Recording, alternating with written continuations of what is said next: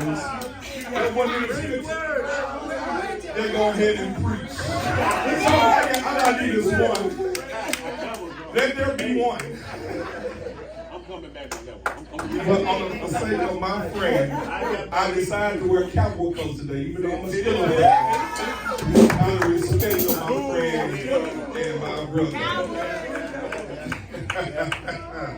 Now we feel like we're a family. Genesis chapter 21. And you have your Bibles. And as a man, we believe that when you come to dinner, we'll give you the food, but you bring the plate and fork. We'll bring the food. You just bring your to-go plate. Genesis chapter 21. And we're going to start around verse 14. And you can just scramble down to verse 14 if you will. We're going to close it out on 19. I'm just so happy to be here. Because the truth of the matter is, it could have been the other way. We could have been dead, sleeping in our grave. But the Lord kept us for another day. Genesis chapter 21, verse 14, it starts read like this. In my version, it says, early the next morning, Abraham took some food and a skin of water and gave them to Hagar. He set them on her shoulders and then sent her off with the boy. She went on her way and wandered in the desert of Beersheba. When the water in the skin was gone, she put the boy under one of the bushes. Then she went off and sat down about a bow shot away. Say a rock skip away. A rock skip away. For she thought, I cannot watch the boy die. And she sat there. She began to sob. Your tears flowing. It's about to cease. God hears the voice crying. And the angel of God called to Hagar from heaven and said to her, what is the matter, Hagar? Do not be afraid. God has heard the boy crying, and he lies there. Lift the boy up and take him by the hand, for I will make him into a great nation. Your tears are not being wasted. Then God opened his eyes and she saw a well of water. She went and filled the skin with water and gave the boy a drink. Living Madeline, another word in France. Even in your desert experience, even in your desert place, God sees you. My sermon in the title for today is to prepare for your provision. Touch your neighbor and say, neighbor, oh neighbor, prepare for your provision. You might be seated. Prepare for your provision. Prepare for your provision. Prepare for your provision.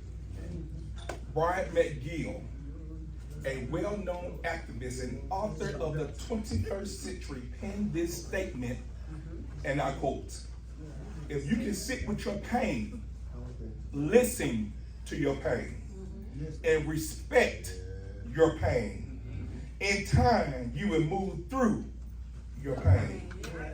Just be realistic during this brief moment. Pain has its pros and pain has its cons. On the sides of being a con, pain can cause some tough moments, some unbearable sights, and create some lasting scars. It can put our backs against the wall and put us in a position that make us feel like there's no escape or way out. Pain can place us in a position to make it seem like it's no hope and blind the vision of any future. However, just like pain has its cons, pains also have its benefits. Pain can pressure us to birth some of the most valuable things within us. Pain Pain can press you into God's presence. Pain can be a common factor of God's provision for you. I come to you this morning to let you know that through your pain, through your hurt, through your loneliness, through your tears, through your weak moments, through your fears, and when you think that people have given up on you, and you can't even muscle up the strength to even speak, that God sees you. And God will speak to you on your behalf. For all those who have sown in tears, guess what? You're about to reap. And joy. Quickly, family. As we examine this familiar pastoral text, we find ourselves directly in the middle of the passage that some of us find ourselves in daily. Hagar is in a position where she feels like life has isolated her, thrown her away, hurt people mistreated her, dealing with the wrong person that doesn't value her worth, in a sense of feeling of no way out. She is at a point that no one is there to console her. No one is there to encourage her. She feels like it's the end of the road. Everything that found her is now gone, and she thinks she is left with her and her baby in the wilderness. However, I'm glad to deliver the message to you today that your wilderness is only temporary. Your wilderness is only temporary. There's a time that your breaking point, this is the time that your breaking point becomes your breakthrough and blessing. Turn to your neighbor and say, neighbor, get ready for the overflow. Get ready. You should be happy when somebody about to get blessed. We must realize that what we are going through is not as bad as it seems. Sometimes we overthink things and give the enemy too much credit. We must actually step back and take a closer look at the situation before we start throwing in the time. Yes, sir. We take a closer look at Genesis 21 verse 14, and it says, early in the morning, yes, sir, Abraham took some food and some skin of water and gave them to Hagar. Yes, sir. He set them on her shoulders and then sent her off with the boy. Said, boy. Now I think to say it like y'all from him, said, boy. She went out her way and wandered in the desert of Bathsheba. Turn to your neighbor and say, neighbor, it's not as bad as it always seems. Some folks are thinking they are going through, but they're really going through a transition. This brings me to my first point. If you bring your plate today, go on and get your fork. I'm about to put some on it. Number one, God made provision for you even without your lack of preparation. God makes provision for you even without your lack of preparation. Notice in the text, even though she was about to enter to a low point in her life, God still allowed provision before her problem. I'm happy. Even though she was about to enter into a valley, God allowed provision before her problem. What a mighty God we serve. Too many times we tend to complain about our situation, our trials and tribulations, without understanding the big picture. Yes, you might be broke, but you got a roof over your head. Yes, your car may take you from point A to B, but you still got the activities of your limbs. Yes, you might be hurt, but you're still living. Some of us is down and out, weak and eating better when we woke up. We got to be able to trust God even in the midst of a storm. He will prepare you, said prepare you, even when you unprepared. What a mighty God we serve. Y'all give God a hand clap of praise. I see I got 27 people that's clapping. We're going to get 28 by the next round. We must also get an understanding that we must understand our umbrella status during our desert state. Because to be honest, even through your storm, God tends to give us, to continue to provide and give us some rest. So even in your storm, God give you rest. And we dive in the text, Genesis 21 and 15, it says, when the water, I want some of that right now, and the skin was gone, she put the boy on one of the bushes. See, somebody called a clue, it's a context clue. The teachers, these teachers, they know about this stuff. I don't know about that. We got to be aware that even when we are down and out, people of God, God still provides. Yes. This brings me to my second point. This is a very hot portion. You may need no paper plate for this one. This is the real deal. Number 2, God protects you in your preparation for your provision. Yes, sir. God protects you in your preparation for your provision. Notice in the text, in your Bible, when all the water was gone, Wow. all of Hagar and Ishmael resources was out. Yeah. When they had nothing left, they were broke as a joke. Their pennies were meaning. Their credit just didn't get it. That Hagar placed her baby under a bush. Say bush. They're in the middle of the desert. They ran out of water. Say water. I ain't said be professional and be uppity. I said water. Say water. Come say it like Big Mama said water. They ran out of water. Now water. And then she placed him under a bush that needed water to survive. I need you to catch on to that. I'm going to read it again. She had nothing left. Hagar placed her baby under a bush. Say bush. They're in the middle of the desert where it don't rain and don't do nothing. They ran out of water. Say water. She placed them under a bush that needed water to survive. Went over your head. I want to make sure you understand this. They in the middle of the desert. Ain't no Marathon, no gas station, no nothing. No Fago, no Pepsi, no nothing. They ran out. Say ran out. Tell your neighbor, say, I ain't got it.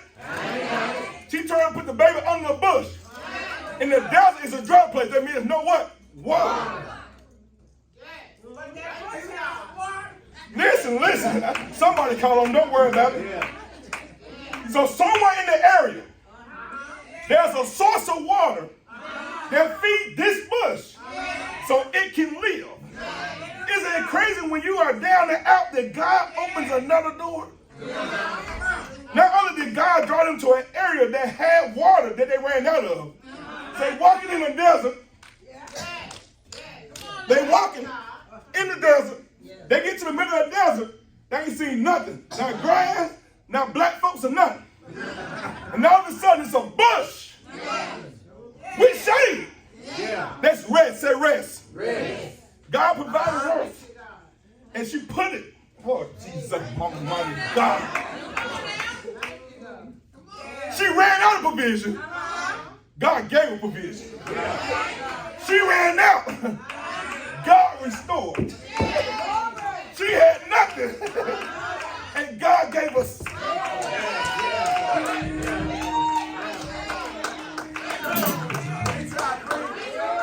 She had nothing. I don't know how many of y'all been broke before. Some of y'all look like y'all got a good job. But I have been in a position. But I had nothing. And when I thought it was all over, God sent the ram in the bush to keep me going. I found your neighbor and said, neighbor, God is working it out.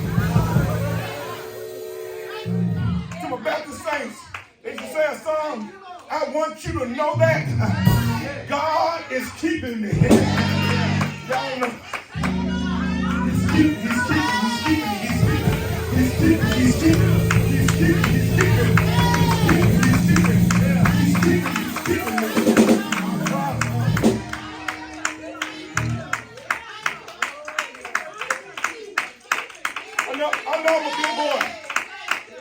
I know I'm a big boy, but I feel like shouting right now. Because not only did he provide for me, he also allowed rest and protection in my desert spirit. Not only did he give me provision, but he gave me shade. Turn to your neighbor and say, neighbor, I want you to know that God is keeping me. Y'all give God a hand up the way. Come on.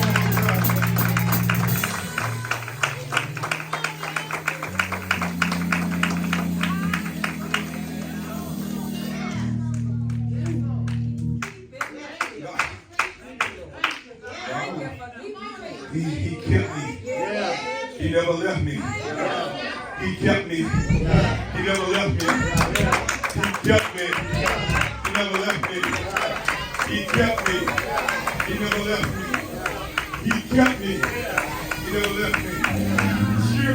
somebody, y'all who on Facebook, look at what's going on and how it's going on. We must understand that our pain will birth purpose that you cannot see during your desert experience. I said it again. You must understand that our pain will birth purpose that you cannot see during our desert experience. To us, we simply want a way out and a way of escape. But God sees the situation totally differently. As we look at the text one more time, verse 18 says, lift the boy up, lift him up, take him by the hand, for I will make him into a great nation. Then God opened his eyes, and she saw, and opened her eyes, and she saw a well of water. What she thought she didn't see, God opened her eyes so she can't see. So she went and filled the skin with water and gave the boy drink. They bring me to my last point. And you can put a fork in it and call it done. The last point is this. Even during my preparation, God can change my perception of my total position. Come on now. Even during my preparation, God can change my perception of my total position. See, what you see now, the bills being late, you can't afford what you see now. The kids that acting up, what you see now. The spouse ain't got it all together, what you see now. God will change your perception of what the position you in now. We be so quick to get out of what we going through and not taking the time to get the lesson out of the problem. Come on now. Come on now. The Bible says, yea, I'll walk through the valley of death, I shall fear no evil. Black folks want to run. You'll never see about them. You'll blink your eyes, you'll be right there on the mountaintop again. But guess what? God has a lesson out of the problem. We be asking God for things that has already provided. What he always had provided. Hagar was in a state in her desert experience that she gave up and started crying for something that God already had provided for her. She had water before she went through. Come on now. She had access to water when she ran out. Yes.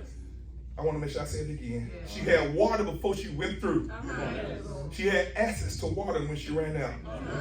I want to say it again. She had water before she went through. She had access to water when she ran out. I don't think somebody caught on to it. Their desert experience is blocking their vision of what God has for them. God is trying to change your position, your perception, and your position. I'll read it again. I'll read it again. She had water before she went through her problem. She had access to water when she ran out. So something should have popped in her head that it was bigger than water. She just had to get the understanding that she had to prepare for the provision that was coming her family way. I'm about to leave this to you, and I'm out of here this morning. But I know that some of you might be puzzled. I can see it on your face. Puzzle, puzzle, puzzle, puzzle, puzzle. Puzzle, puzzle, puzzle. Yeah, puzzle. Now, you look puzzled. Let me ask you, because you said, you may have a question to ask me before you leave here today, and I believe I have the answer for you. Pastor Doc, you said prepare for the provision. I said it. You tell me that God has already given me provision without my lack of preparation. Yeah, I said it. I'm a Steelers fan, I'm bad. You tell me that God protects me through my preparation. Yeah, I said it. I'm from South Memphis. I said it. God can change my whole perception of my current position. Yep. He can do it. Tell your neighbor, he can do it. Because he did it for me. But the question still stands is, how do I prepare for my provision? Well, the simple answer is this. The problem is that you, said me, didn't digest verse 15. You digested, but you didn't chew on it long enough. You didn't get the flavor out the text. You didn't get the flavor out the text. I'm a big boy. I like food. I know what's going on. Let's look at verse 15 one more time. When the water in the skin was gone, say gone, she put the boy under one of the bushes. I'm going to read it again. That way you can chew on it. Just a little bit longer. When the water in the skin was gone, say, I'm out. She put the boy, said, boy. Under the bush, said, bush. See, to prepare for your provision is based off of your decision. Come on now. Yes, sir. Yes, sir. Because when you make your decision to surrender what you got, God would take care of everything else. When she ran out, she took the boy, she put him under the Bush. when she had nothing left, she took her problems and she put it under the I just want to make sure. She gave them up because there was nothing else she could do. There was nothing else she can do. In Hagar's story, for her descendants, for Ishmael's descendants to be blessed and receive provision, she set the boy under a what? Bush. I want you to walk with me because I'm about to go. Musicians, y'all ready to go? We're going to ride out. Y'all looking good in those suits over there. In Moses' story, for him to receive his purpose and his provision, he had to talk to a bush. But I got a story too. For Pastor Doc to get his purpose and provision, he had to deal with some bush experiences too. But my bush story is totally different from theirs. For the wood that was used for my story was paid way back before I ever existed. I see where you're going. Because he died on some wood. Yes, sir. All I got to do is prepare and receive my provision. Come on now. And I want to leave you with a song. Yes, sir.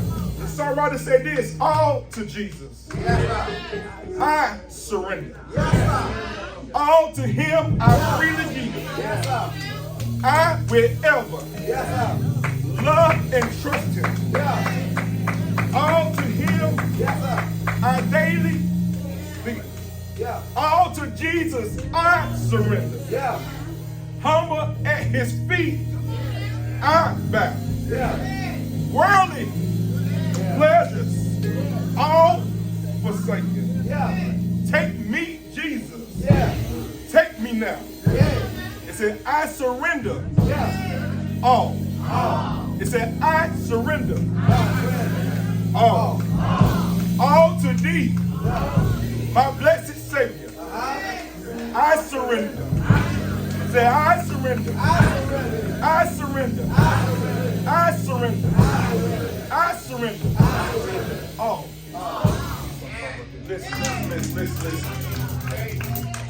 Listen. Some of us right now, listen. Elder Farrar, move this right. Some of us are in a desert experience. The Lord has equipped us. He has given us something. You feel like you have a relationship with him, and he has given you something, and he has blessed you, and you're on your way. But in the middle of the walk, you feel like you're right out. And you feel like you're calling on God. God, why my kids are acting up? God, why I'm going through what I'm going to do? God, I have been faithful. God, I have been true to you. I have served. I have tithe. I have cooked in the kitchen. Lord, I have done all I can. But I feel like you're not answering. So I want to tell you right now. Every situation that you're going through right now, give it to the bush. Put it at the feet of the cross and cry out, because the Lord hears your voice. The Lord hears your cry. The Lord hears you. He said, what you sow in tears, you will reap in joy. I'm here to tell you this morning that today is not Sunday. Today is joy.